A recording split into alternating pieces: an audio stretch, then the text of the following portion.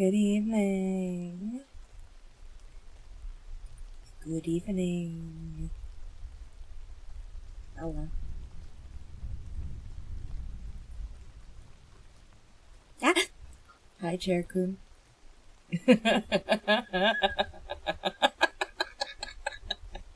Yes. Yes. Hi, Chair-kun.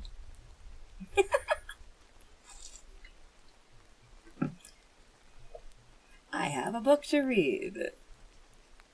This is just a prop attached to my hand. But it's for immersion. You know. I do my best. Hi. Yeah, it's a bedtime story time. Yeah, that's exactly what this is. Last time that we had a subathon, this was one of the things that you all earned, and it is overdue. It was originally meant to be a recording that was just uploaded to YouTube, but turns out this is not in public domain. So the best chance I have at keeping a recording of this in the future is under the Fair Use Act. So I have to do it live.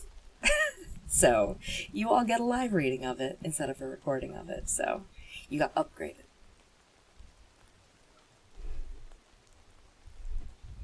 So yeah. And you get the whole sound of paper and everything. You get the whole bit.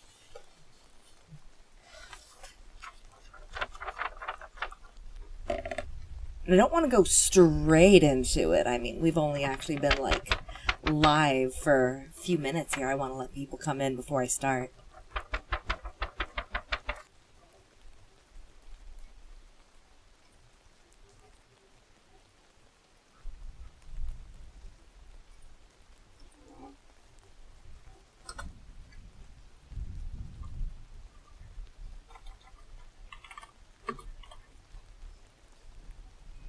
Never-ending story. Oh no. Yeah, that's a good pun.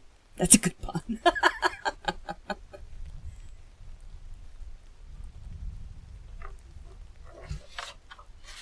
Yeah, that goes floop, floop, floop, right against the mic. How does that sound, by the way, as far as like the ASMR side of things? We good? Very page flippy good stuff. Sounds so nice. Satisfying. Wonderful. Wonderful. I was hoping that this would be set up nicely for you all.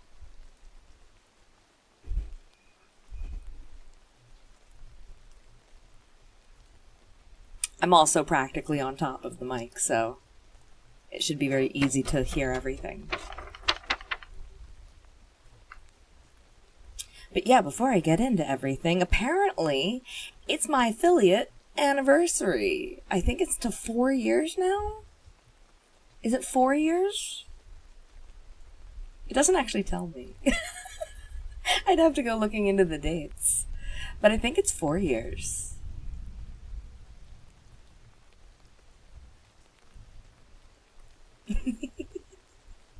Yeah, 4 years. I think it's 4. I've been doing this for 4 years. 4.5, really.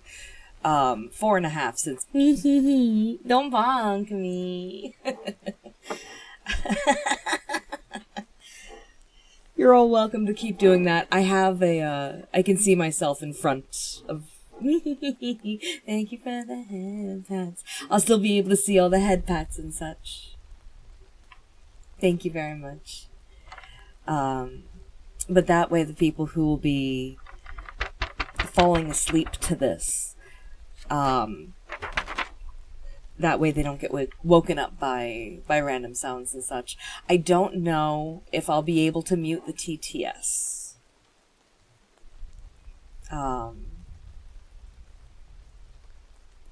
So those will still go through. But I muted what I could. Thank you for the froggy.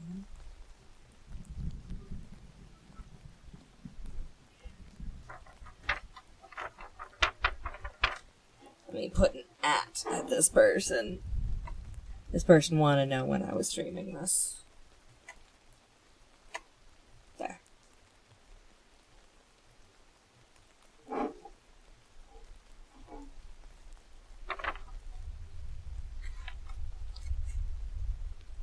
But yeah, to give you all, I guess, a little bit of Ed backstory, a little bit of Ed lore then, before we get started. This is one of my favorite books.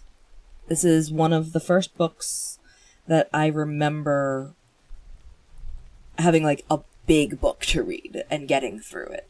This was one of my first long books. Let's see, how many pages is this? 396 pages. Which, by the way, if you all end up liking this, please let me know, and I will probably put more chapter readings of this on the Froggy-thon, on top of, not in replacing, the games that you've already chosen. And we'll just figure out when a good time would be for that. Thank you very much for the resub waiver. It's very good to see you. And thank you for the happy affiliate, honey. So yeah. But yeah, this is one of the first ones that I ended up reading, alongside a couple other ones were big, influential early books for me. The Last Unicorn was one. Another one was, amusingly enough, Michael Crichton's Sphere. My parents told me, oh, you're too young to read that. So, of course, I waited for them to go to bed. And then I went and I grabbed the book and I went upstairs and I read it under my covers. I think I was maybe single-digit age still. I was absolutely too young to read this book. But I also adored it. And it gave me a lot of nightmares and existentialism. But I stand by my decision. Very good book. I'm always going to be for children stealing books and reading them before their parents think they're ready for it. That's a formative experience that I hope every young reader gets. Thank you very much for the follow. Nice to have you in here, anime lover. Hello. Alright, let's see. We're about 10 minutes in. I'm going to go ahead and get started here, because it's also going to be in the VODs. I'm going to leave the VOD up for the, 14 days or 30 days or however long it saves it for me. And it'll be going on YouTube as well. So, are you all ready for me to get started?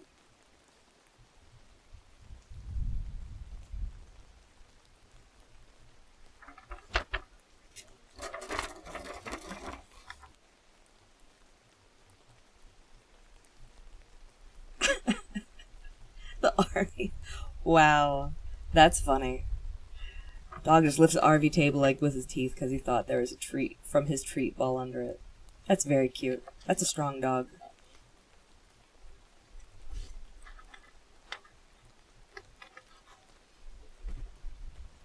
And I will be responding to chat here and there in the middle of the story, just not every response.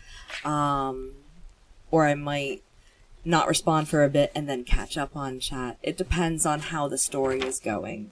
So I'll be balancing between that.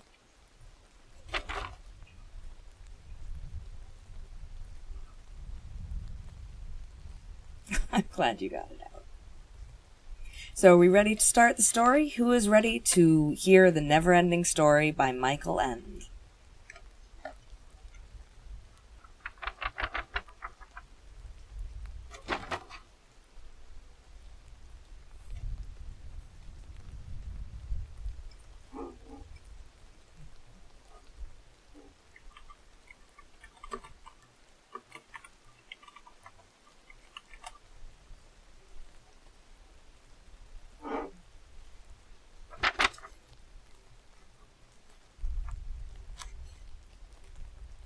Time to improve my English listening. Yeah.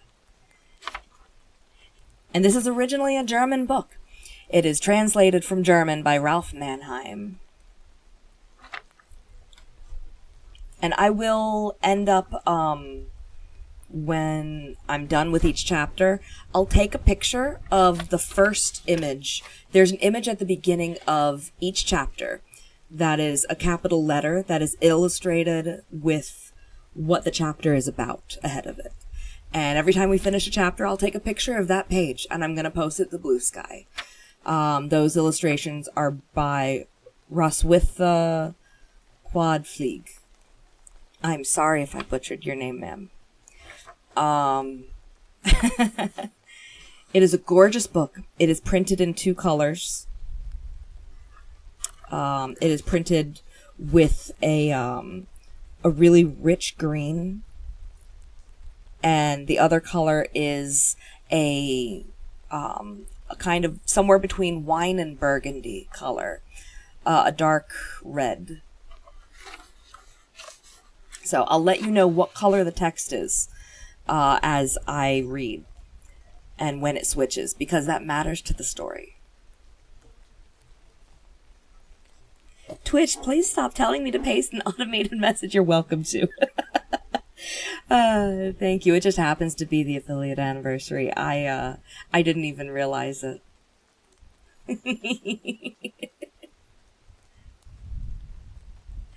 Feliz aniversario de afiliado. Gracias.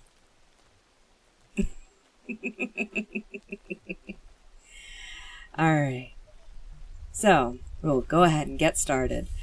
The beginning of this one starts with backwards lettering, which is difficult to read because it is backwards. And when I will also post this on Blue Sky when we're done. So to get started, this inscription could be seen on the glass door of a small shop, but naturally this was only the way it looked if you were inside the dimly lit shop, looking out at the street through the plate glass door. Outside it was a gray, cold, rainy November morning. The rain ran down the glass and over the ornate letters. Through the glass there was nothing to be seen but the rain-splotched wall across the street. Suddenly the door was opened so violently that a little cluster of brass bells tinkled wildly, taking some time to calm down. The cause of this hubbub was a fat little boy of 10 or 12. His wet, dark brown hair hung down over his face. His coat was soaked and dripping, and he was carrying a school satchel slung over his shoulder. He was rather pale and out of breath, but despite the hurry he had been in a moment before, he was standing in the open doorway as though rooted to the spot. Before him lay a long, narrow room, the back of which was lost in the half-light. The walls were lined with shelves filled with books of all shapes and sizes. Large folios were piled high on the floor, and on several tables lay heaps of smaller leather-bound books, whose spines glittered with gold. The far end of the room was blocked off by a shoulder-high wall of books, behind which the light of a lamp could be seen. From time to time a ring of smoke rose up in the lamplight, expanded, and vanished in the darkness. One was reminded of the smoke signals that Indians used for sending news from hilltop to hilltop. Apparently, someone was sitting there, and sure enough, the little boy heard a cross voice from behind the wall of books. "Do your wondering inside or outside, but shut the door. There's a draft." The boy obeyed and quietly shut the door. Then he approached the wall of books and looked cautiously around the corner. There, in a high-worn, leather-wing chair, sat a short, stout man in a rumpled black suit that looked frayed and somehow dusty. His paunch was held in by a vest. Paunch is a stomach, by the way, for those who are non-English speakers. His paunch was held in by a vest with a flower design. He was bald except for outcroppings of white hair over his ears. His red face suggested a vicious bulldog. A gold-rimmed pince-nez glasses was perched on his bulbous nose. He was smoking a curved pipe which dangled from one corner of his mouth and pulled his whole cheek out of shape. On his lap he held a book, which he had evidently been reading, for in closing it he had left the thick forefinger of his left hand in between the leaves as a kind of bookmark. With his right hand, he now removed his spectacles and examined the fat little boy, who stood there dripping. After a while, the man narrowed his eyes, which made him look more vicious than ever, and muttered, "Goodness gracious!" And then he opened his book and went on reading. The little boy didn't quite know what to do, so he just stood there gaping. Finally, the man closed the book, as before, with his finger between the pages, and growled, "Listen, my boy, I can't abide children. I know it's the style nowadays to make a terrible fuss over you. But I don't go for it. I simply have no use for children. As far as I'm concerned, they're no good for anything but screaming, torturing people, breaking things, smearing books with jam, and tearing the pages. It never dawns on them that grown-ups may also have their troubles and cares. I'm only telling you this so you'll know where you're at. Anyway, I have no children's books, and I wouldn't sell you the other kind. So now we understand each other, I hope." After saying all of this without taking his pipe out of his mouth, he opened his book again and went on reading. The boy nodded silently and turned to go, but somehow he felt that he couldn't take this last remark lying down. He turned around and said softly, "All children aren't like that." Slowly the man looked up and again removed his spectacles. "Are you still here? What must one do to be rid of you? And what was this terribly important thing you had to tell me?" "It wasn't terribly important," said the boy, still more softly. "I only wanted to say that all children aren't the way that you said." "Really?" The man raised his eyebrows in affected surprise. "Then you must be the big exception, I presume." The fat little boy didn't know what to say. He only shrugged his shoulders a little and turned to go. "And anyways," he heard the gruff voice behind him, "where are your manners? If you had any, you'd have introduced yourself." "My name's Bastian," said the boy. "Bastian Balthazar Bucks." "That's a rather odd name," the man grumbled. "All those B's. Oh, well, you can't help it. You didn't choose it. My name is Carl Conrad Coriander." "That makes 3 C's. The man grumbled. "Quite right." He puffed a few clouds. "Oh well, our names really don't matter, as we'll never see each other again. But before you leave, there's just one thing I'd like to know. What made you come bursting into my shop like that? It looked to me as you were running away from something. Am I right?" Bastian nodded. Suddenly his round face was a little paler than before, and his eyes a little larger.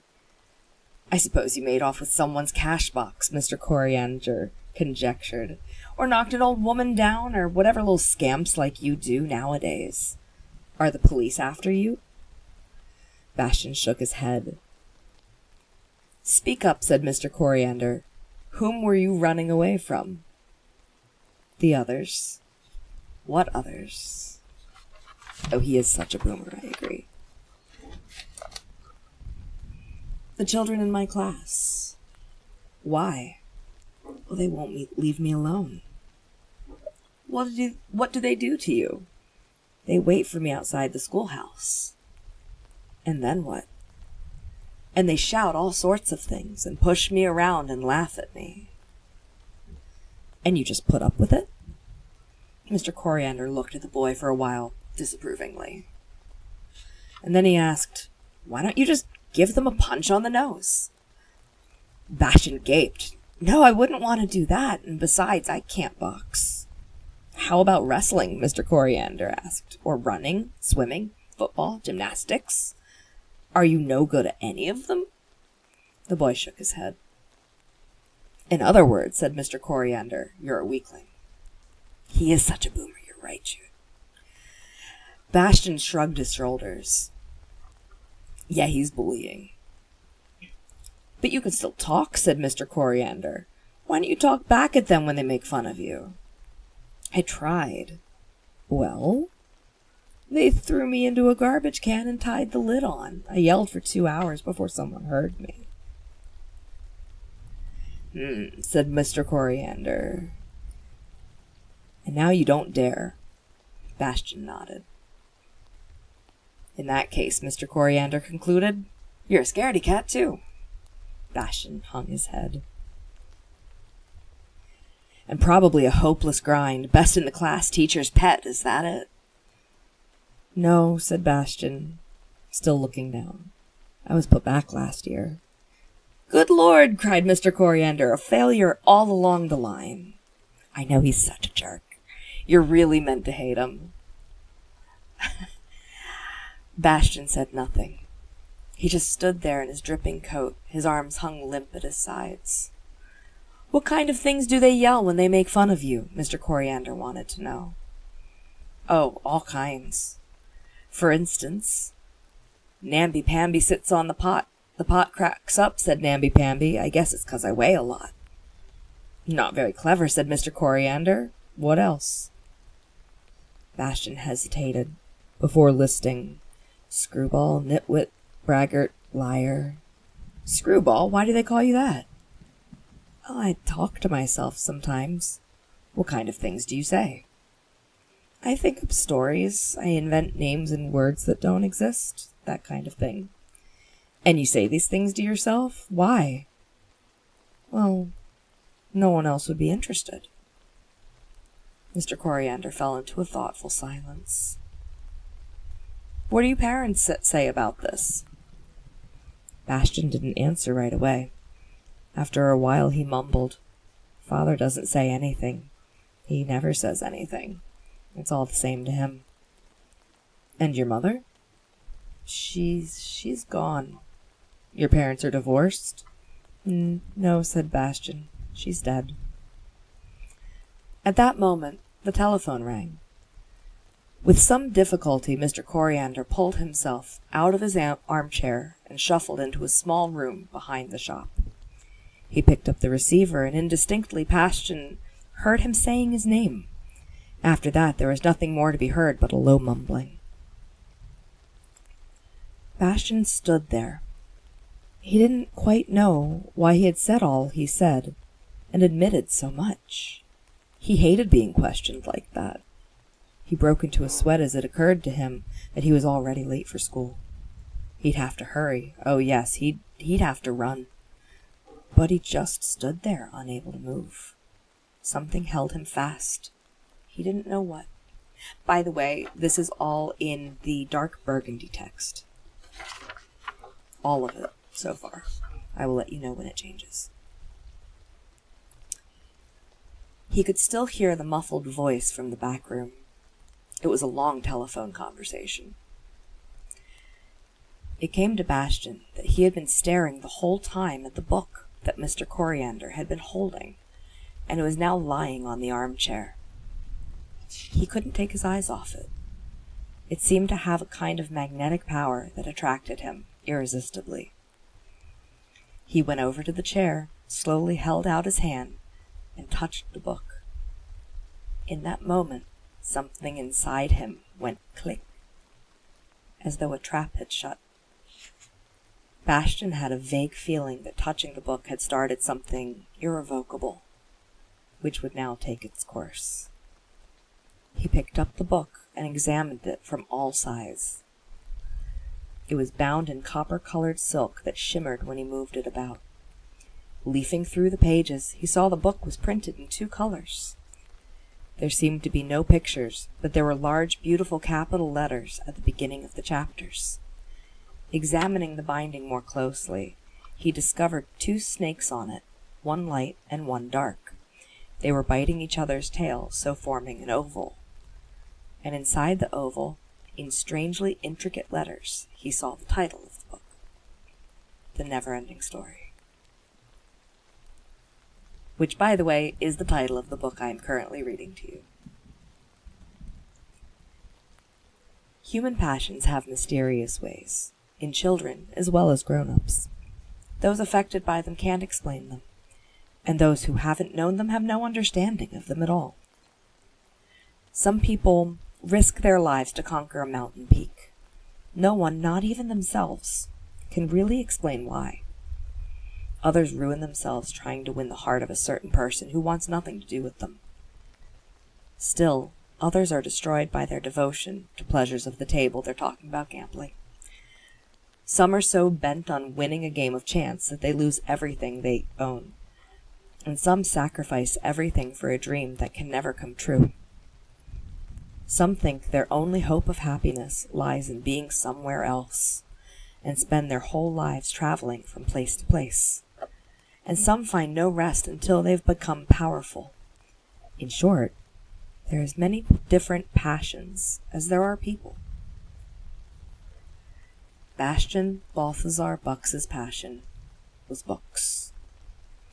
If you have never spent whole afternoons with burning ears and rumpled hair, forgetting the world around you over a book, forgetting cold and hunger. If you have never read secretly under bedclothes with a flashlight, because your father or mother or some other well-meaning person has switched off the lamp on the plausible ground that it was time to sleep because you had to get up so early. If you've never wept bitter tears because a wonderful story has come to an end and you must take your leave of characters with whom you've shared so many adventures, whom you have loved and admired, for whom you have hoped and feared, and without whose company seems empty and meaningless.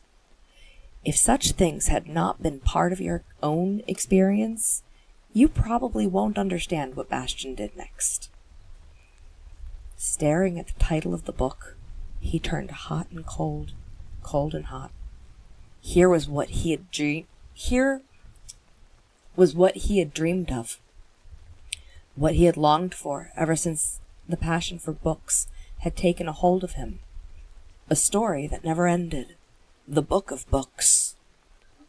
He had to have this book at any price. At any price? That's easily said. Even if he had had more to offer than the bit of pocket money he had on him, this cranky Mr. Coriander had given him clearly to understand he would never sell him a single book. And he certainly wouldn't give it away. The situation was hopeless. Yet Bastian knew he couldn't leave without the book. It was clear to him he had only come into the shop because of this book. It had called to him in some mysterious way, because it wanted to be his. They did say this thing. Because it had somehow always belonged to him.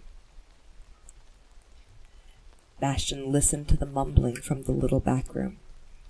In a twinkling, before he knew it, he had the book under his coat and was hugging it with both arms. Without a sound, he backed up to the street door, keeping an anxious eye on the other door, the one leading to the back room. Cautiously, he turned the door handle. To keep the brass bells from ringing, he opened the glass door just wide enough for him to slip through, and he quietly closed the door behind him. Only then did he start running. The books, copybooks, pens, and pencils in his satchel jiggled and rattled to the rhythm of his steps. He had a stitch in his side, but he kept on running.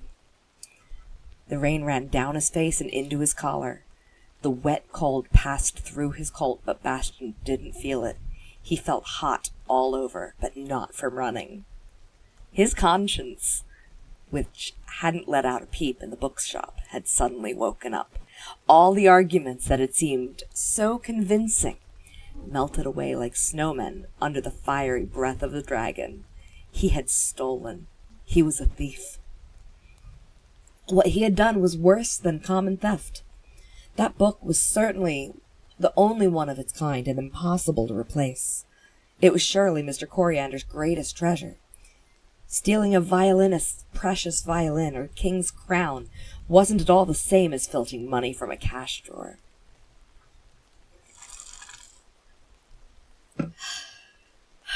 As he ran, he hugged the book tight under his coat. Regardless of what this book might cost him, he couldn't bear to lose it.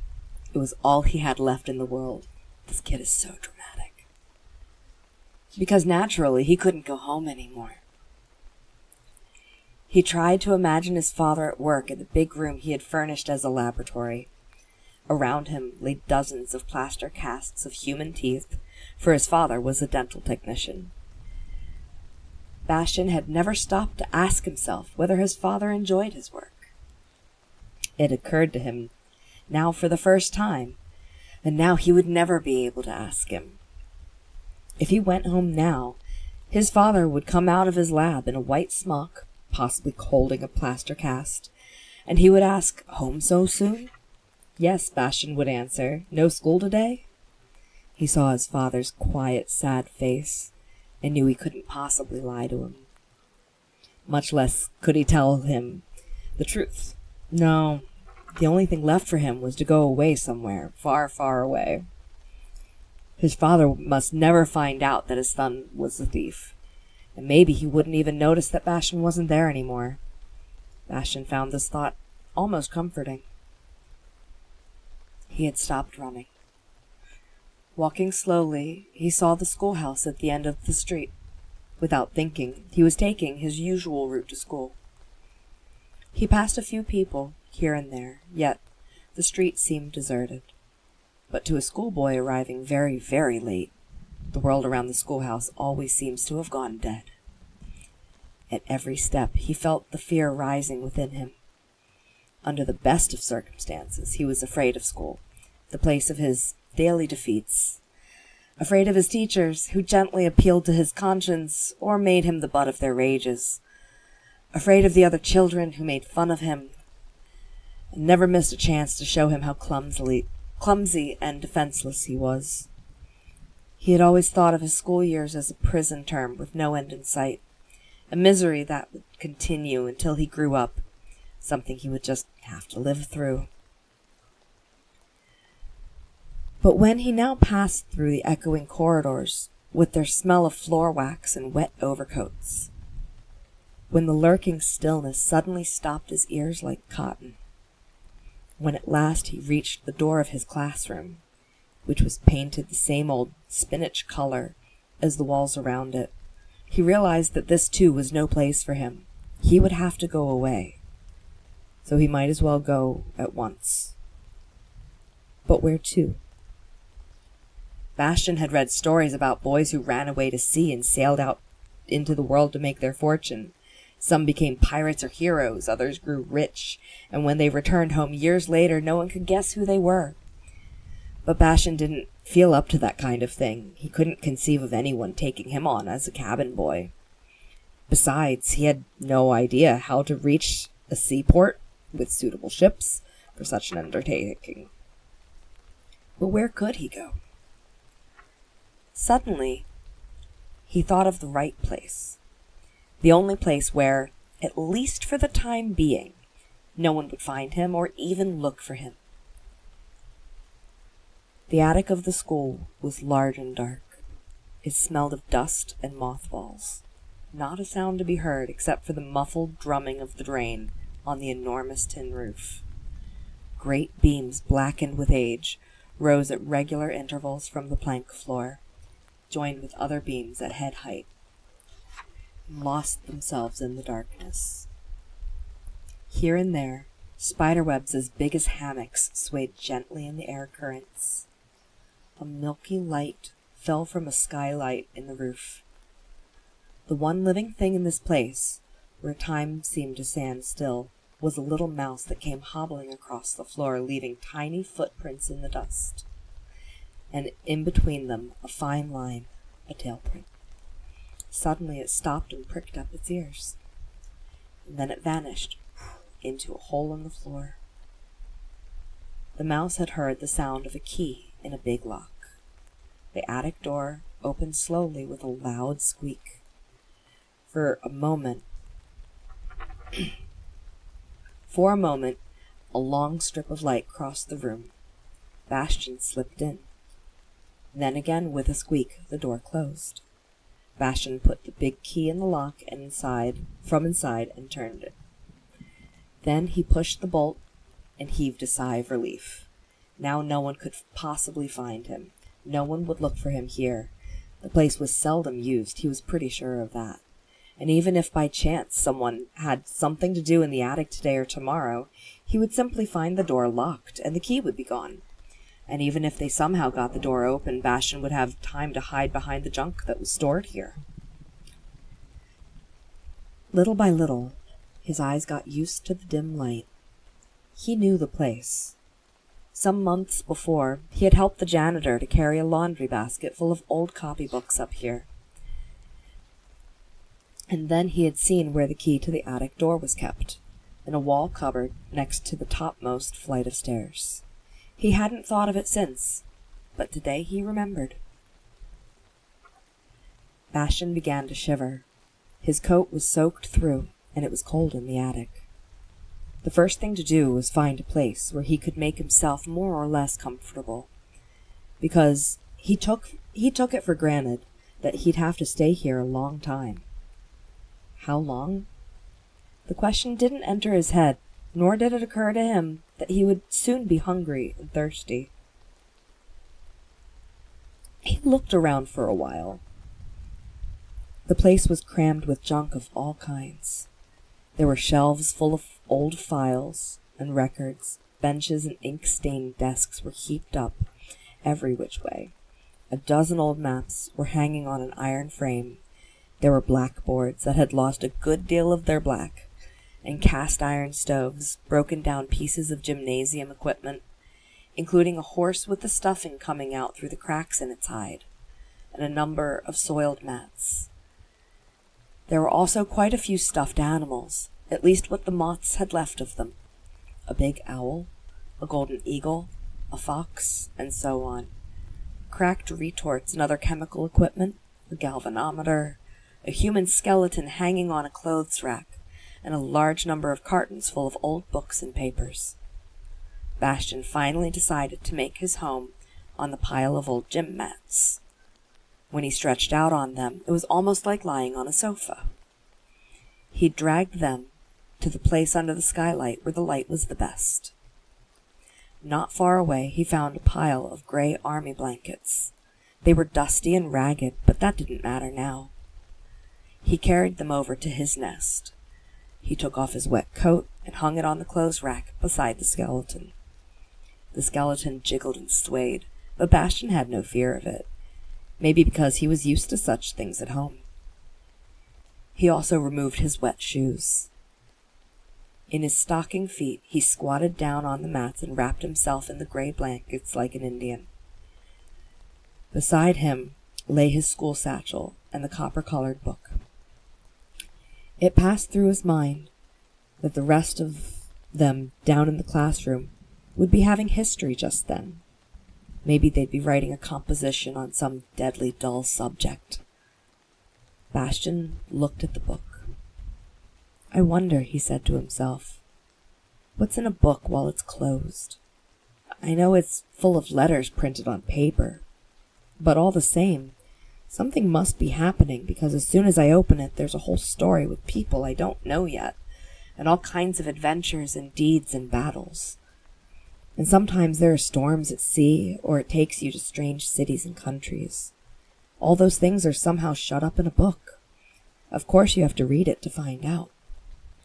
But it's already there, that's the funny thing. I just wish I knew how it could be. Suddenly an almost festive mood came over him. He settled himself, picked up the book, opened it to the first page, and began to read. As the text changes to green, the Neverending Story. That's the end of the prologue, and I'm going to take a break to give my voice a rest, my reading voice a rest, get some water before we continue on chapter 1. So that's my reading voice. Lizard, yes, I will stretch, don't worry.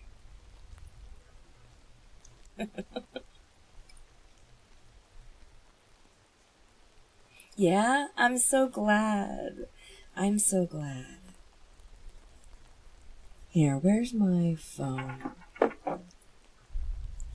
my phone?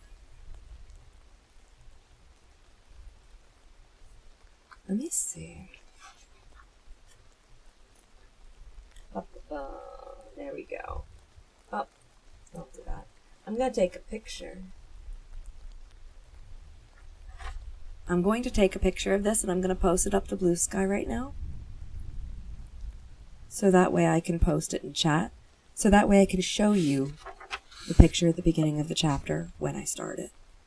So I guess that's what I'm going to be posting to Blue Sky. Oh, where the fuck is Blue Sky? There it is. Okay. Thank you for the froggy. Let me make a post.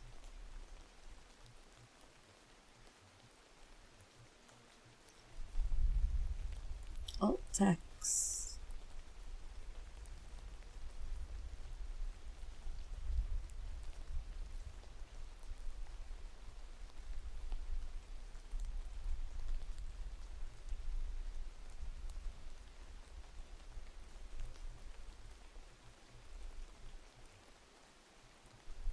So, descriptive alt text, an image of a calligraphy A with burgundy and green ink. That's good enough.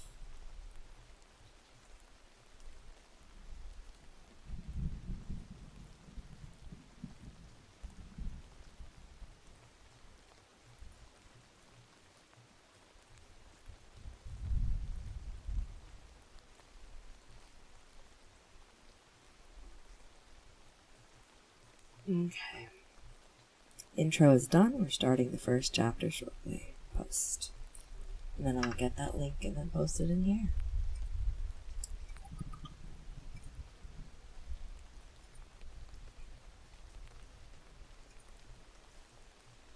There we go. Happy affiliate. Thank you, Beat.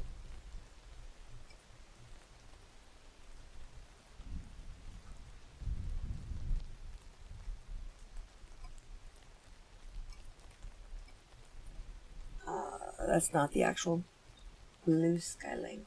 Oh, shit. I do have access to it, so let me...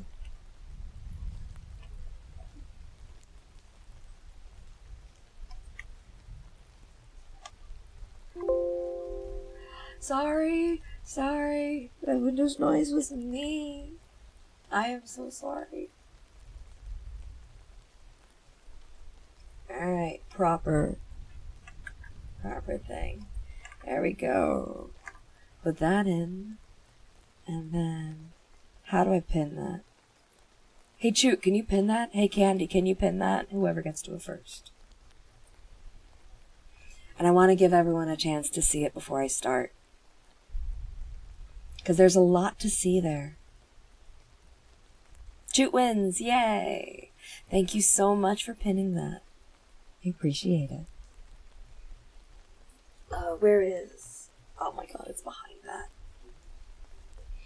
Yeah, they did. They're so fast. Thank you both.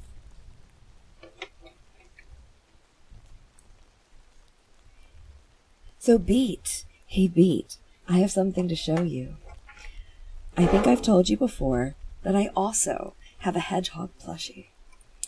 And if I haven't told you before, now you're learning I have a hedgehog plushie. And I jokingly also call mine Little Puck here and there, just because you're the only person that I've known has named their hedgehog plushie that they've had. So I guess you kind of named the group of them. And I want to share with you, the silly thing that I have done with my hedgehog plushie in order to have somewhere to rest my shoulder. Or my elbow, I should say. There you are. So, paste. There we go.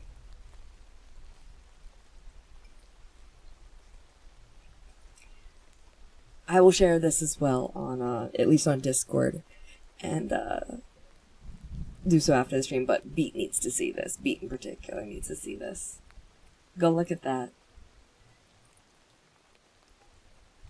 It's my own little hedgehoggy that is protecting my elbow.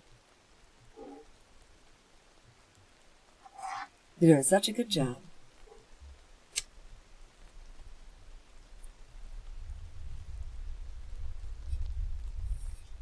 Do you like my my book prop, by the way?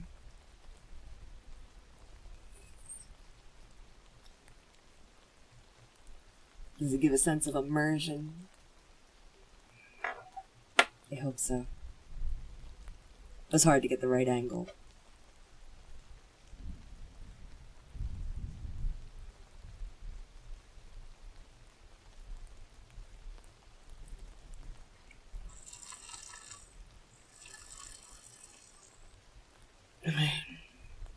By the way, when the ads start, I'm going to try and get it to a spot where I can just run it and just chat, and I'll use it as a vocal break in however long it takes, because it's supposed to start in 10 minutes, but I have 3 snoozes available, so sometime between 10 and 25 minutes I will be taking a little 3-minute break, but I'm going to keep talking. I'm not going to get up, but I'm not going to be continuing the story at the time, so that way if someone has to go through ads and then come back, they're not missing any of the story.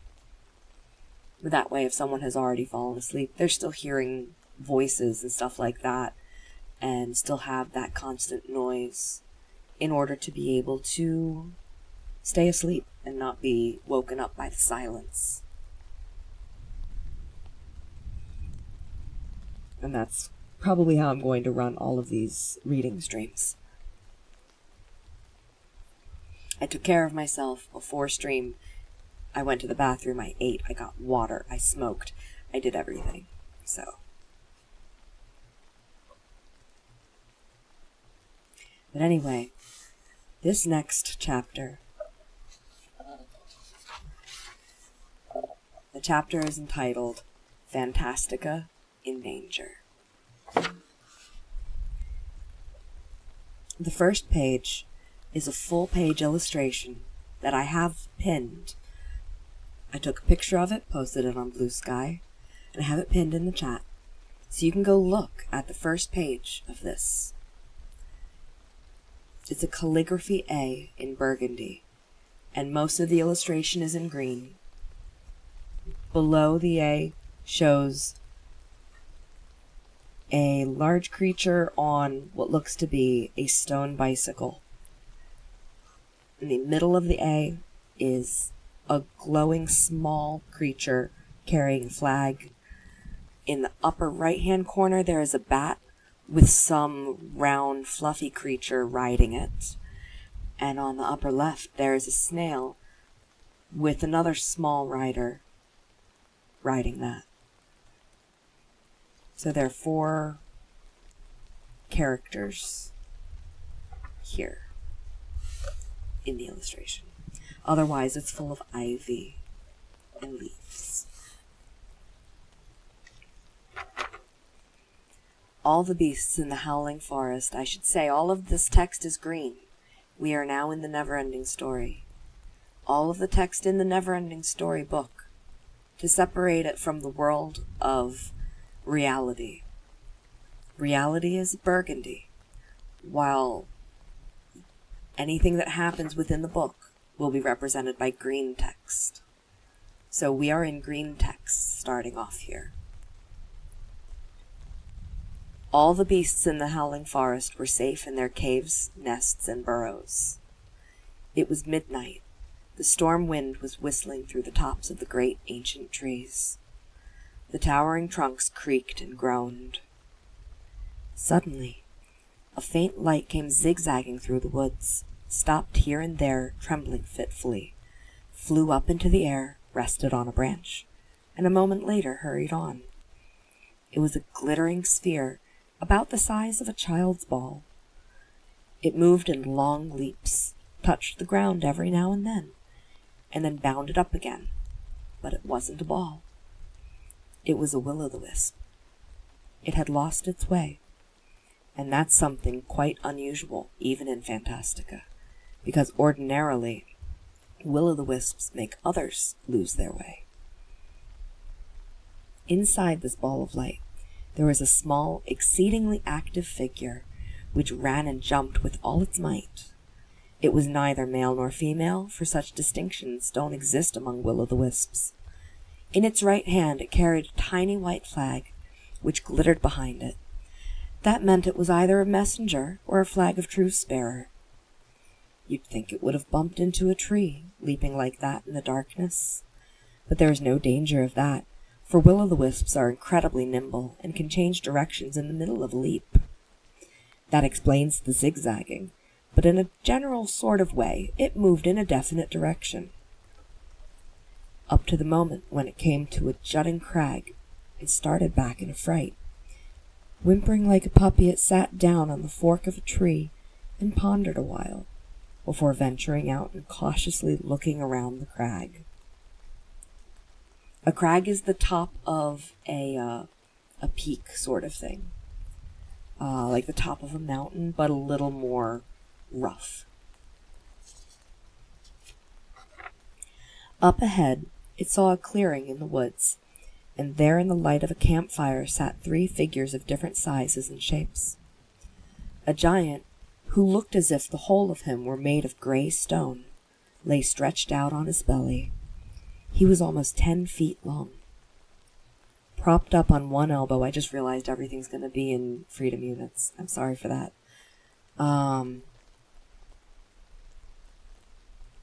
If you need to write it down and we can do conversions later, we can do that. He was almost 10 feet long. Propped up on one elbow, he was looking into the fire. In his weather-beaten stone face, which seemed strangely small in comparison with his powerful shoulders, his teeth stood out like a row of steel chisels. The will-o'-the-wisp recognized him as belonging to the family of rock chewers.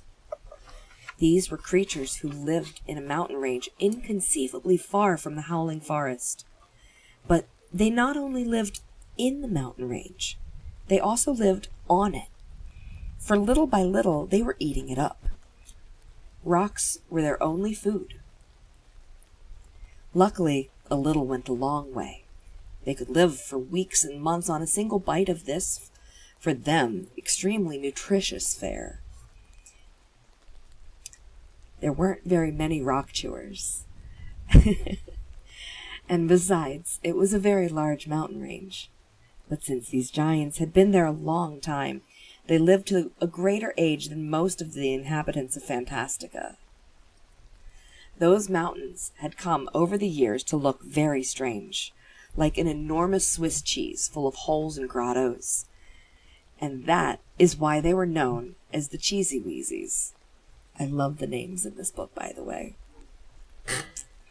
Some of them are incredibly full of puns, and then other ones are ridiculous like that.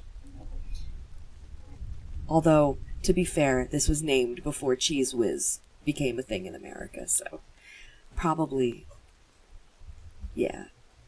Cheesy Wheezies. Yeah, predicted Gorons by some distance. Exactly, this did come first. You're very right. This might have been some of the inspiration for Gorons, actually. I could see that. I could see that. But the rock chewers not only fed on stone, they made everything they needed out of it. Furniture, hats, shoes, tools, even cuckoo clocks. So it was not surprising that the vehicle of this particular giant, which was now leaning against a tree behind him, was a sort of bicycle made entirely of this material, with 2 wheels that looked like enormous millstones. On the whole, it suggested a steamroller with pedals. The second figure, who was sitting to the right of the first, was a little night hob. No more than twice the size of the will-o'-the-wisp, he looked like a pitch-black furry caterpillar. Sitting up, he had little pink hands, with which he gestured violently as he spoke, and below his tousled black hair, 2 big round eyes glowed like moons, in which was presumably his face. Since there were night hobs of all shapes and sizes in every part of Fantastica, it was hard to tell by the sight of him whether this one had come from far or near. Hello, Flum. Welcome in. I am reading a book called The Neverending Story. Feel free to get cozy.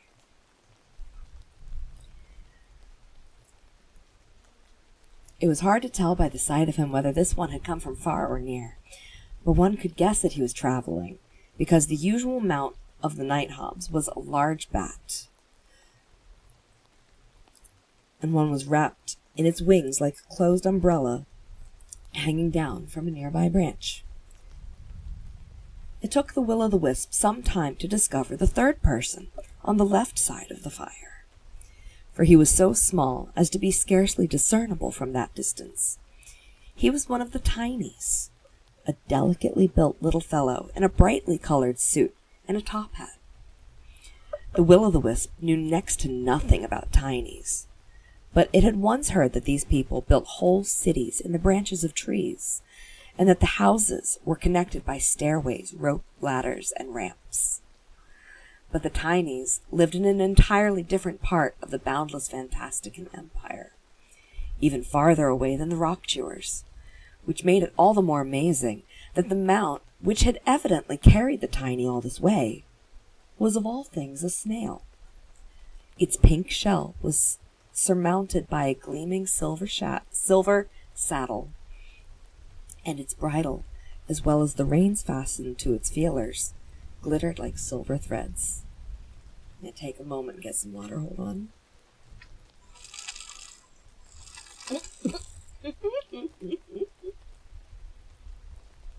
Exactly.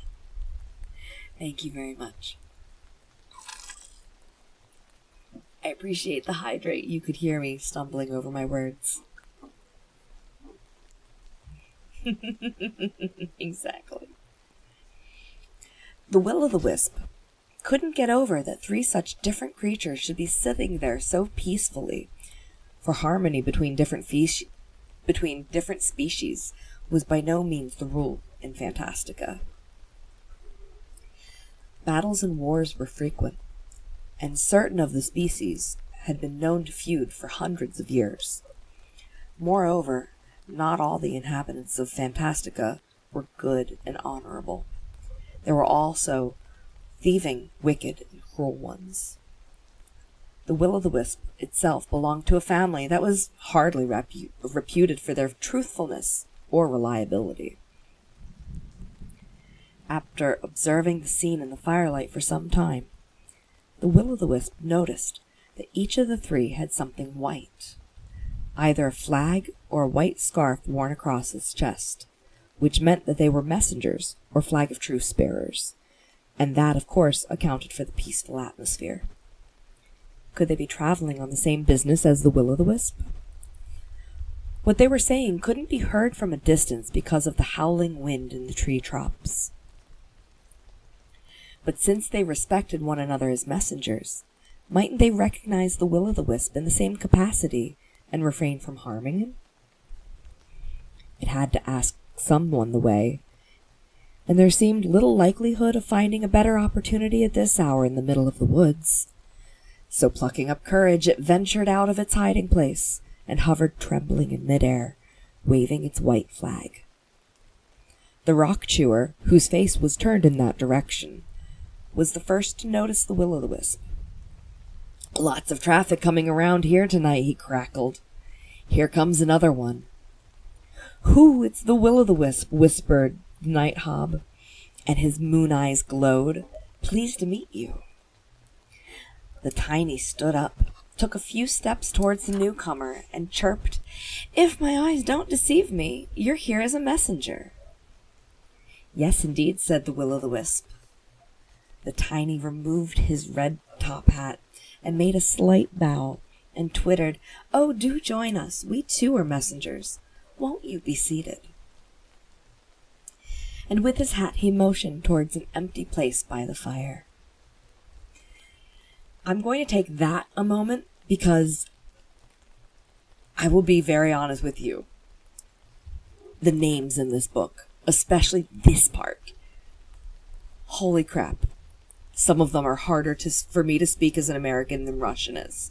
So I'm going to take my break now. To give you an idea, I'm just going to say there's blub, gluckuk, Vush Vazul, and Bjorn Krekzark. Okay? That's why I'm taking my break now.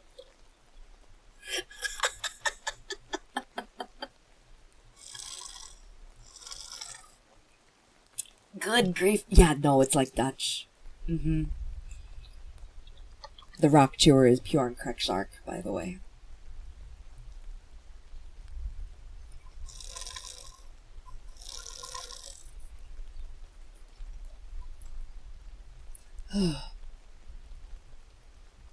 I do need to get a refill of water. So, I am going to... Oh my god, I can't even get to that part of my keyboard. Pro streamer.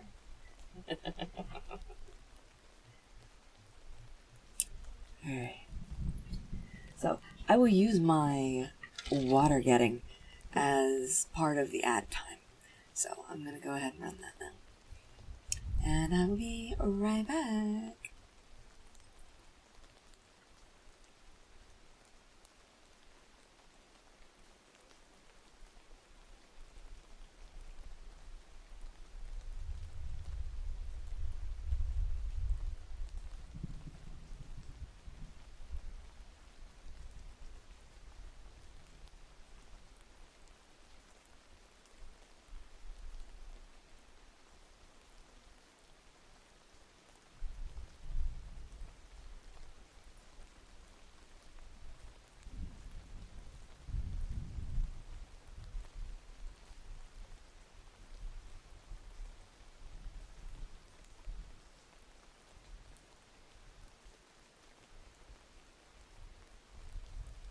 Alright, I'm back for those who either have ad blockers or are subscribed or have turbo, etc. Hello.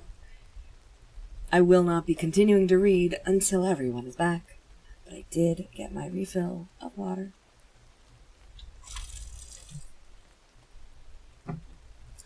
Whew.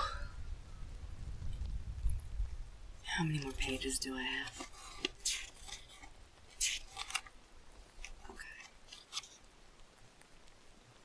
We're maybe about 2/3 through what we're reading tonight.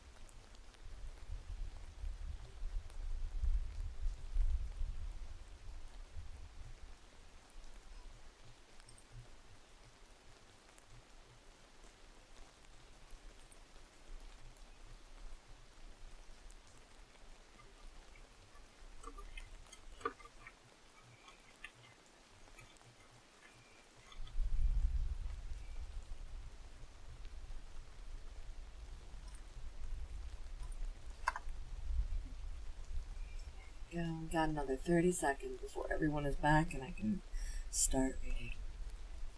I figured I'd give my voice a touch of time off here while having a little bit of a smoke does not help the dry mouth.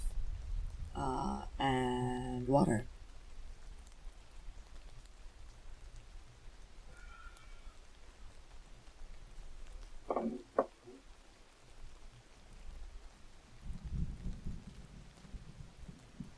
All right. Welcome back, everyone. We are going to get into lots of talk.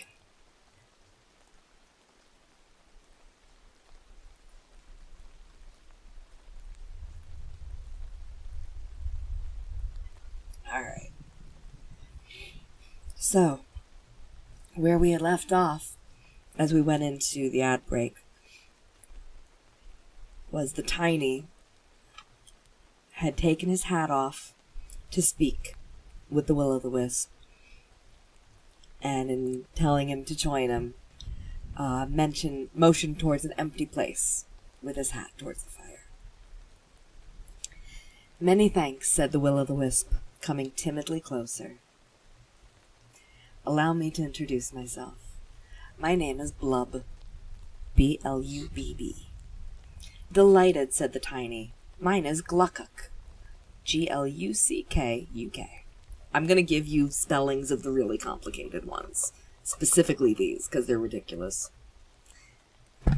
The night hob bowed without getting up. "My name is Vooshvazul, Vooshvazol.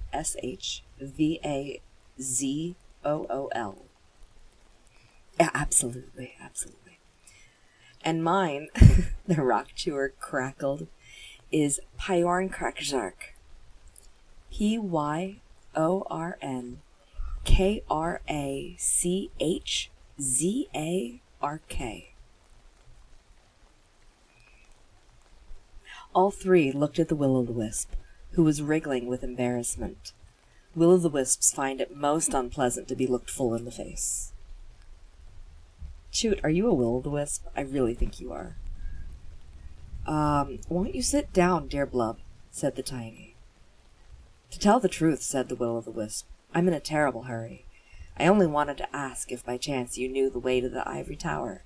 "Kinda, yeah." "Who," said the night hob, "could you be going to see the childlike empress?" "Exactly," said the Will-o'-the-Wisp. "I have an important message for her." "What does it say?" the rock chewer crackled. "But you see," said the Will-o'-the-Wisp, shifting its weight from foot to foot, "it's a secret message." "All three of us who have the same mission as you," replied Vooshvazul, the night hob. "That makes us partners." "Maybe we even have the same message," said Gluckuk, the tiny. "Sit down and tell us," Pyornkrakzark crackled. The Will-o'-the-Wisp sat down in the empty place. "My home," it began after a moment's hesitation, "is a long way from here. I don't know if any of these present has heard of it. It's called Moldymore." "Who?" cried the night hob delightedly. "A lovely country." The Will-o'-the-Wisp smiled faintly. "Yes, isn't it?" "Is it all you have to say, Blub?" Pyornkrakzark crackled. "What is the purpose of your trip?" "Well, something has happened in Moldymore," said the Will-o'-the-Wisp haltingly. "Something impossible to understand. Actually, it's still happening. It's hard to describe. The way it began was, well, in the east of our country there's a lake. That is, there was a lake. Lake Foaming Broth, we called it. Well, the way it began was like this. One day Lake Foaming Broth wasn't there anymore. It was gone, see?" "You mean it dried up?" Gluckuk inquired. "No," said the Will-o'-the-Wisp. "Then there'd be a dried-up lake. But there isn't. Where the lake used to be, there's nothing. Absolutely nothing. Now do you see?" "A hole?" the rock chewer grunted. "No, not a hole." Sorry. "No, not a hole," said the Will-o'-the-Wisp despairingly. "A hole, after all, is something. This is nothing at all." The three other messengers exchanged glances. Who does this nothing look like?" asked the night hob. "That's just what's so hard to describe," said the Will-o'-the-Wisp unhappily. "It doesn't look like anything. It's like there's no word for it." "Maybe," the tiny suggested, "when you look at the place, it's as if you were blind." The Will-o'-the-Wisp stared open-mouthed. "Exactly," it cried. "But where? How? Have you had the same—" "Wait a minute," the rock chewer crackled. "Was it only this one place?" "At first, yes," the Will-o'-the-Wisp explained. That is, the place got bigger little by little. And then, all of a sudden, Foggle, the father of the frogs, who lived in Lake Foaming Broth with his family, was gone too. Some of the inhabitants started running away. But little by little, the same thing happened to other parts of Moldymore. It usually started with just a little chunk, no bigger than a partridge egg. But then these chunks got bigger and bigger. If someone put his foot into one of them by mistake, the foot or hand or whatever else you put in would be gone too. It didn't hurt. It was just that a part of whatever it was would be missing. Some would even fall in on purpose if they got too close to the nothing. It has an irresistible attraction. The bigger the place, the stronger the pull. None of us could imagine what this terrible thing might be, what caused it, and what we could do about it. And seeing that it didn't go away by itself, but kept spreading, we finally decided to send a messenger to the childlike Empress to ask her for advice and help. Well, I'm the messenger. Hi, Yuffie, I'm reading. This is called The Neverending Story. I'm in the middle of chapter 1. I'm on page 20.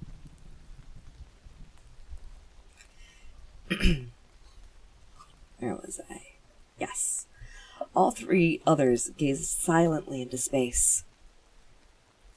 After a while, the night hop sighed. Hoo, it's the same where I come from, and I'm traveling on the exact same errand. Hoo-hoo. It's okay, you don't have to stay quiet. I just won't be responding to everything, that's all. The tiny turned to the Will-o'-the-Wisp.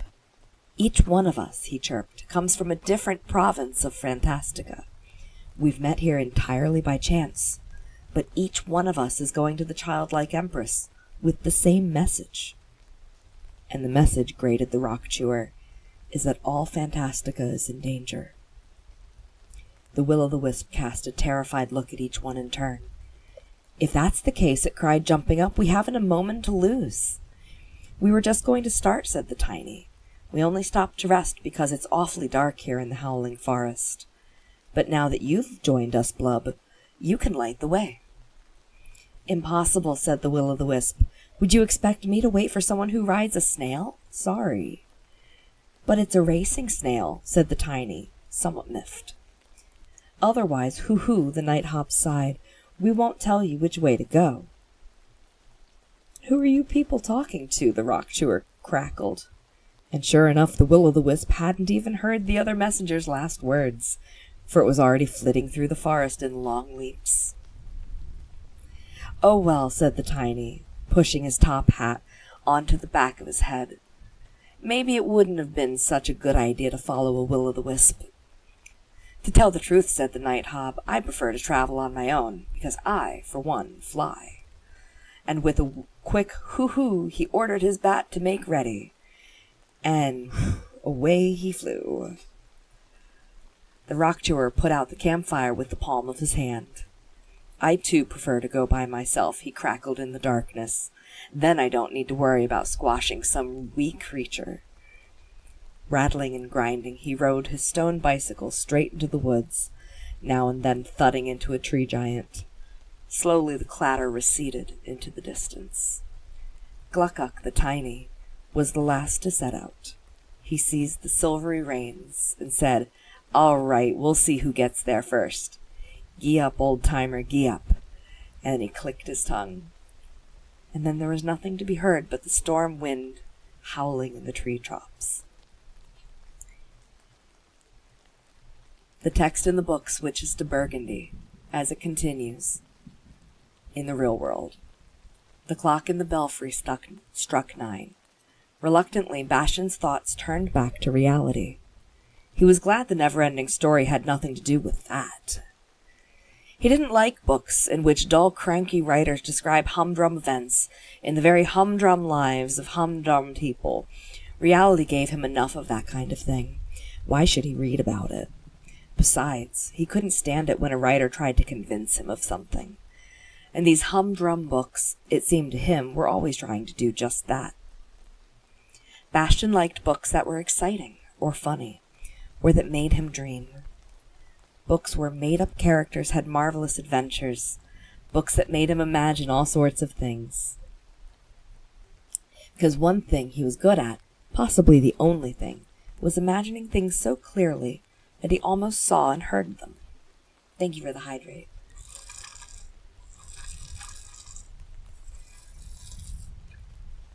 And the froggy. I hope you're having a good night, Judgy. And I hope your stream was good earlier.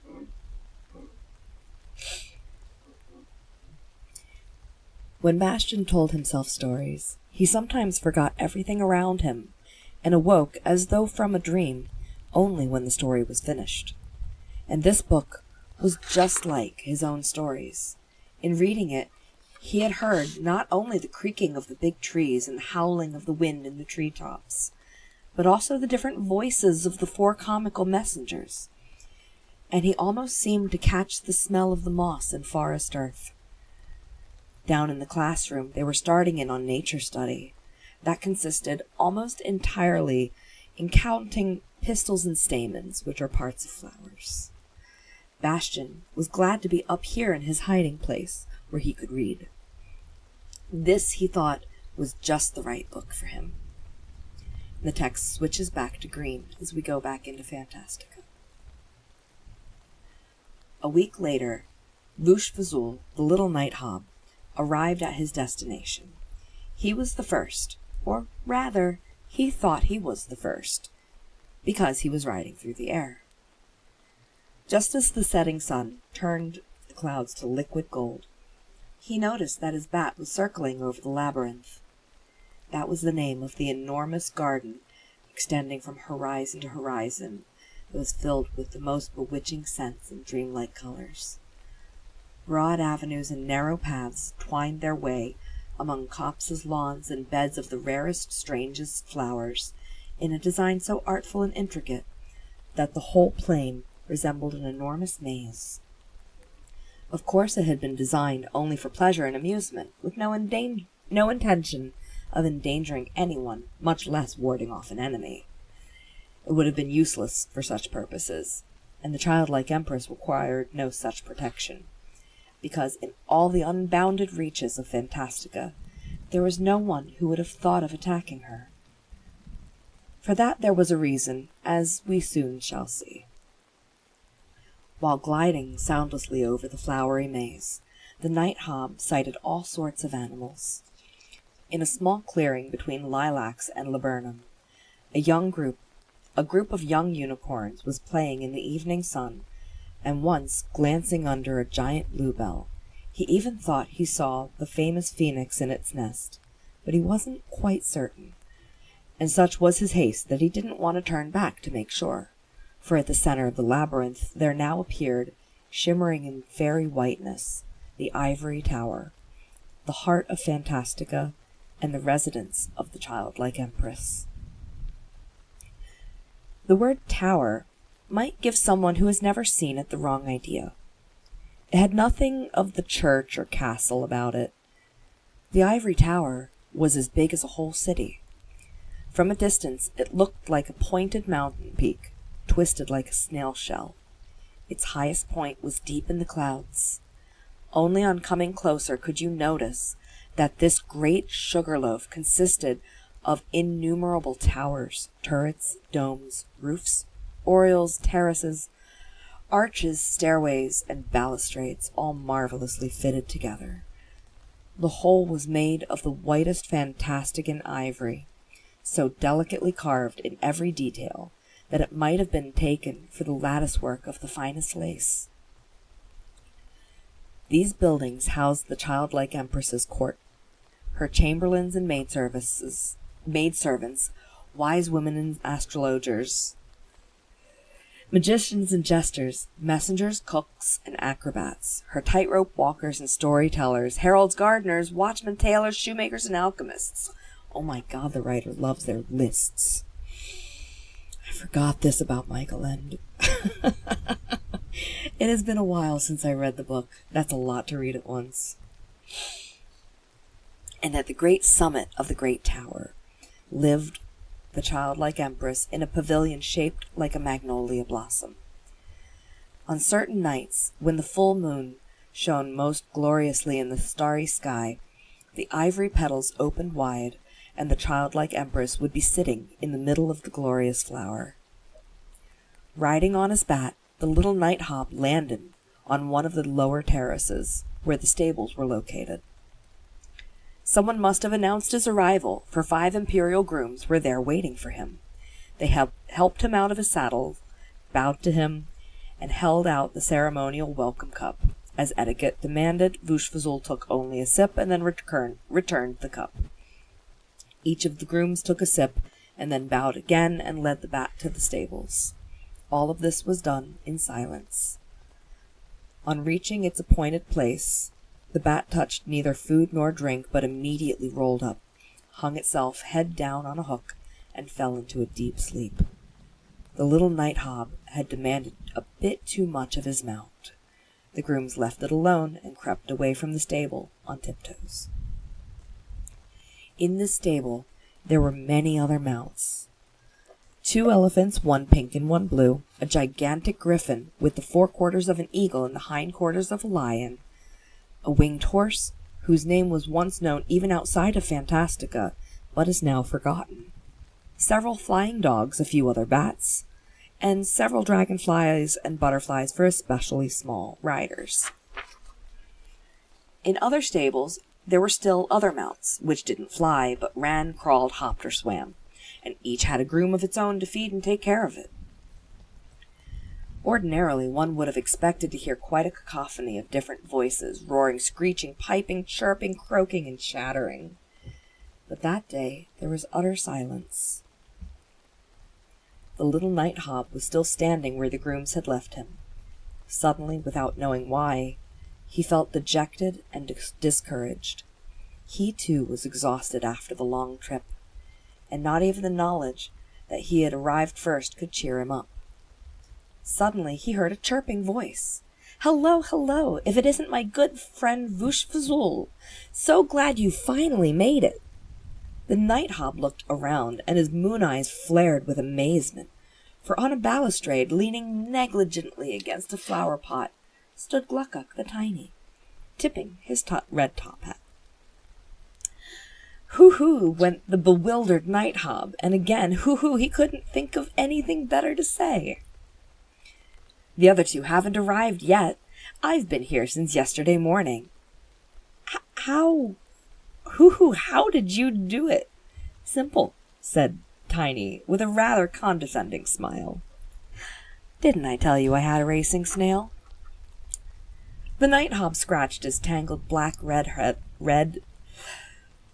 I need a drink of water. I will start that sentence over in a second. We're on the last 2 pages.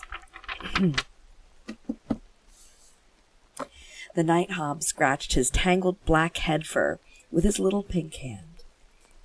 "I must go to the childlike empress at once," he said mournfully. The Tiny gave him a pensive look. He said, "I put in for an appointment yesterday." "Put in for an appointment?" asked the night-hawk. "Can't we just go in and see her?" "I'm afraid not," chirped the Tiny. "We'll have a long wait. You can't imagine how many messengers have turned up." "Hoo-hoo," the night-hawk sighed. "How come?" "You'd better take a look for yourself," the Tiny twittered. "Come with me, my dear Vushfazul. Come with me." The 2 of them started out. The high street, which wound around the ivory tower in a narrowing spiral, was clogged with a dense crowd of the strangest creatures. Enormous beturbaned jinns, tiny kobolds, 3-headed trolls, bearded dwarves, glittering fairies, goat-legged fauns, nixies with wavy golden hair, sparkling snow sprites, and countless others were milling about, standing in groups or sitting silently on the ground, discussing the situation or gazing glumly into the distance. Vushfazul stopped still when he saw them. "Hoo-hoo," he said. "What's going on? What are they all doing here?" "They're all messengers," Gluckuk explained. "Messengers from all over Fantastica, all with the same message as ours." I've spoken with several of them. The same menace seems to have broken out everywhere.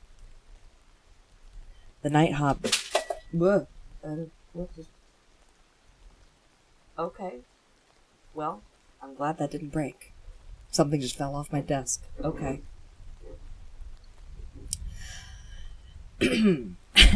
No, my cat's nowhere to be found. I have no idea.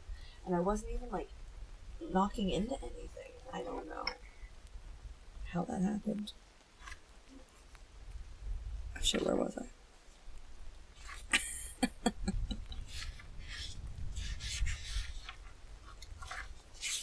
There it is. Okay. Yeah, probably ghosts. Absolutely. Alright. They're all messengers from all over Fantastica with the same message as ours. I've spoken with several of them. The same menace seems to have broken out everywhere. The night hop gave vent to a long, wheezing sigh. Do they know, he asked, what it is and where it comes from? I'm afraid not.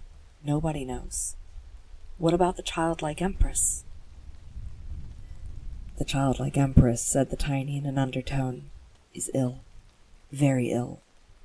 Maybe that's the cause of this mysterious calamity that's threatening all Fantastica. But so far, none of the many doctors who've been conferring in the Magnolia Pavilion has discovered the nature of her illness or found a cure for it. That, said the night hop breathlessly, is terrible. So it is, said the tiny. In view of the circumstances, Vushvazul decided not to put in for an appointment. 2 days later, Blub, the will-o'-the-wisp, arrived. Of course, he had hopped in the wrong direction and made an enormous detour. And finally, 3 days after that, Bjorn Krakzark, the rock chewer, appeared. He came plodding along on foot, for in a sudden frenzy of hunger, he had eaten his stone bicycle. During the long waiting period, the four so unalike messengers became good friends. From then they stayed together. But that's another story, and shall be told another time.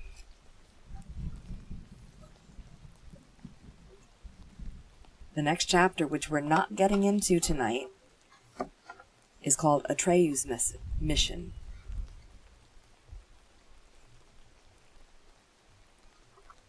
And it will start in Fantastica.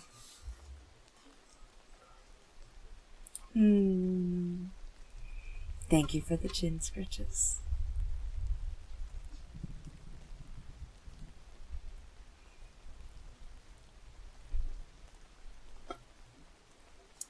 I hope this was a good bedtime story.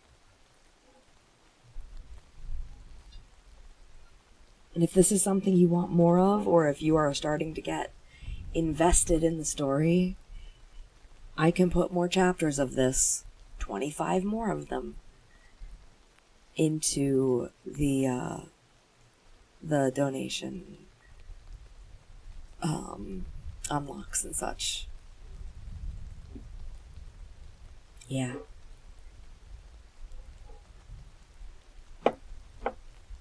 Yeah. And it makes a lot more sense than the movie. The movie cuts so much actual context out of it, so you don't actually get the story in the movie. In the book, you get the full story, and I do think it's worth hearing more. And I'm realizing that more than one chapter in a night is not doable. Tonight was more than one chapter because I did the intro as well. But from now on, it's one chapter per unlock. Did I mute? I don't think so. It might be on your end. Your end, yes. Unfair to make it a never-ending story, only because you don't tell all of it. There is somewhat of an explanation at the end of the technical book that I am holding, you know.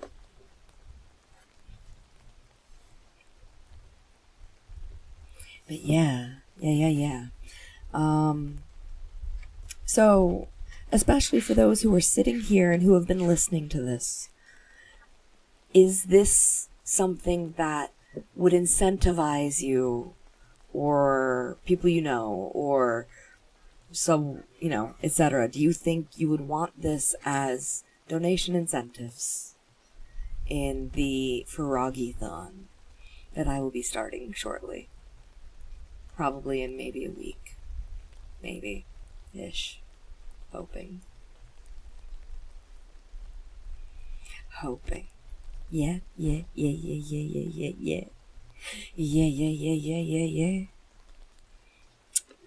Let's see. Let me open up a, let me open up Notepad and see if I can.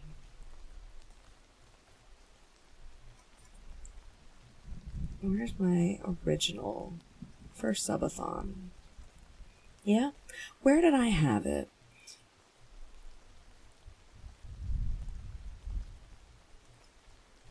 I had the rest of the storybook at 1,000, which is, oh my god, I underestimated how hard it is to read.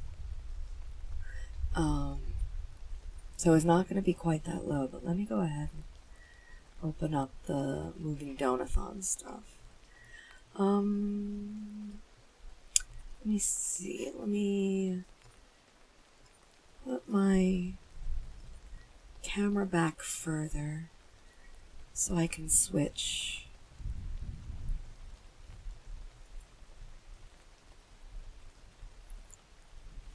Is it this one? Is it this one? This one? I don't remember. That kind of works, doesn't it? Okay. Let's move some stuff. Where? There you are. Okay.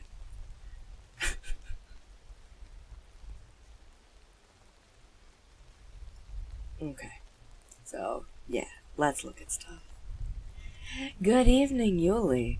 We just got finished reading the intro and the first chapter of the Neverending Story by Michael Ende.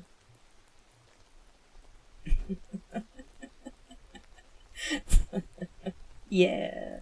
Just killed a grandma in a wheelchair. What are you talking about, Yuffie? What are you talking about? But yeah, now that I am realizing that people would like more of this, Bloodborne. That makes sense. I think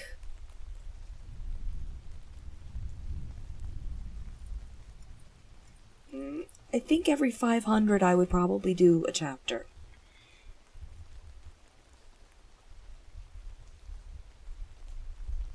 Fellow mortal creature.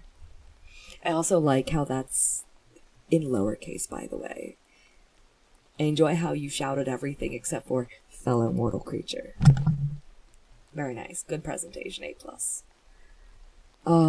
I think that at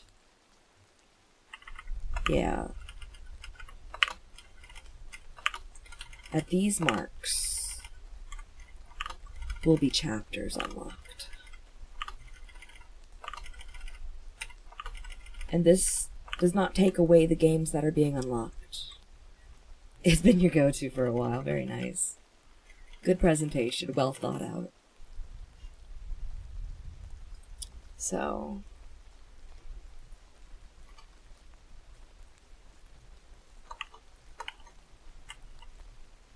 I think I'm just... Oh, no. Okay, that does work. Okay.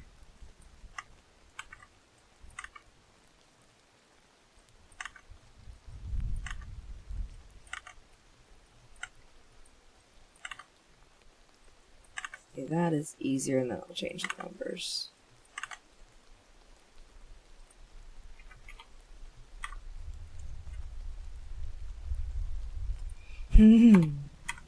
Very nice. Well, the inclusion worked very well for me because my pronouns are they and any. So, fellow mortal creature does count very well for me.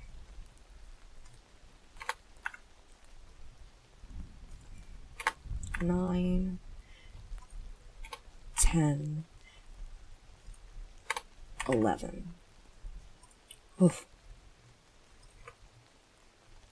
The formatting barely fits. That's very funny. Okay, so those are chapters. Those are the chapters that get unlocked at those marks. Because, yeah, I would do that, and I would probably try and do it on Saturday nights. I could probably manage that.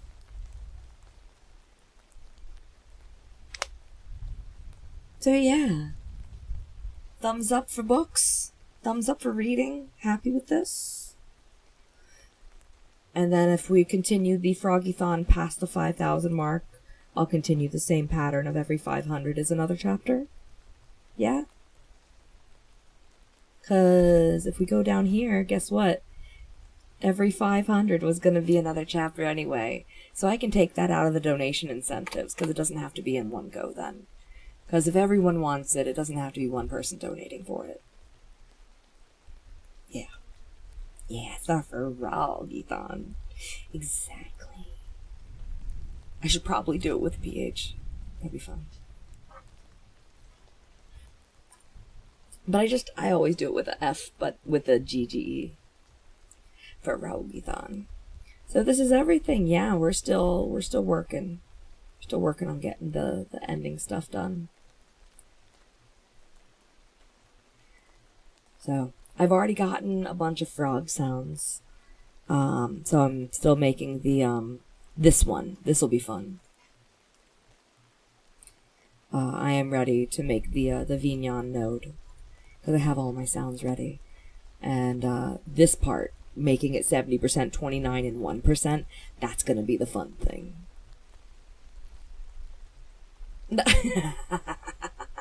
I would also like that. I have asked several people to give me recordings of them just saying ribbit, but I have not received one yet. So I will include that if I can. I would love that. I would actually really, really love that. And I would put it also as the same shared between these as well. Did you? If you did, I didn't download it, and that's on me. So let me know if that's on me. It very well might be. Alright. Well, I guess 500. I'll do trombone chant for 500. That's fine. I like leaving the donation incentives more even with that. You could have also for gore. So, yeah, either way. But yeah, I will, let me put that. Okay. Various human. What? Thank you for the follow. Ribbits. There we go. Various human ribbits. Perfect. Perfect. Perfect. Alright. So that is a lot that you'd be earning. I'm being as generous as I can with my time and efforts here. What? This one's so cute.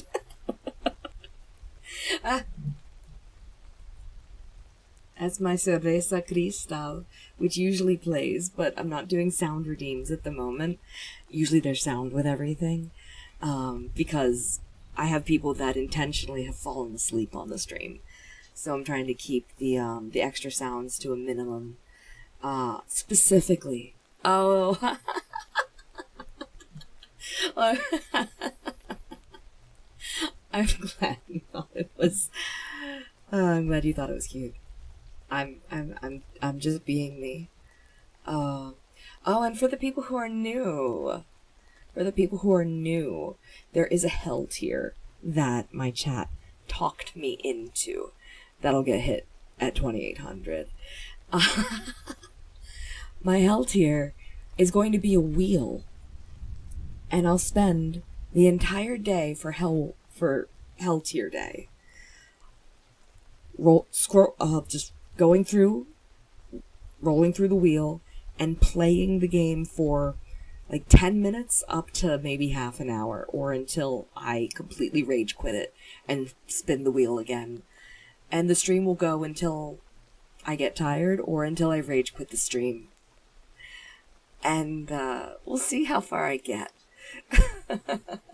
There's a couple catch your breath sort of things in here that'll make it easier. You'd think Parappa would be one of those. That's a gimme. It's not. I'm terrible at the game. Really terrible at the game. F-Zero GX is not one of the Terrell games. That's one of my gimmies. Daemon is a gimme for me because it is a game that my partner, Choot, right there in the chat, also one of my mods, they made Daemon. And because it's a nice short game, I went ahead and put it in here. Yeah, you're Choot. That's right, you're Choot. All right, you're gonna head out. Talk another day. I'm gonna be live tomorrow in 11-ish hours. And I don't know if I'll be able to do my usual rhythm gaming stream, which is a shame. I'm gonna go back to this and then back to close-up, by the way. Now that we've talked about that and added that. Load that. There we go. Back to where we were. So yeah, I'm gonna be live in about 11 hours. I tried playing some of my normal difficulty stuff in Digimax yesterday, and it hurt my shoulder worse. Tomorrow might have to be an art day or something. A random, not even unlocked from a donathon art stream. Because I feel bad not doing rhythm. And because I grew up Roman Catholic, I'm plagued with guilt. So, if I can't do a rhythm stream for you all that you are all already looking forward to, I feel like I need to up the ante and do something nicer. I know rhythm's good, but I may not be able to do rhythm tomorrow. So, we will. I know, but my shoulder can't. I think I pulled probably a ligament at this point. My shoulder has been resting at least half an inch more forward than it's supposed to on one side compared to the other. And it's a kind of a rolled forward effect. So I've had to go look to see how to open up a shoulder and different stretches to do in doorways and other stretches that can strengthen the muscles that will, hold the shoulders in place better. So until that gets better, I may not be able to do rhythm at all, which is very frustrating. The varying rhythm things that you all will be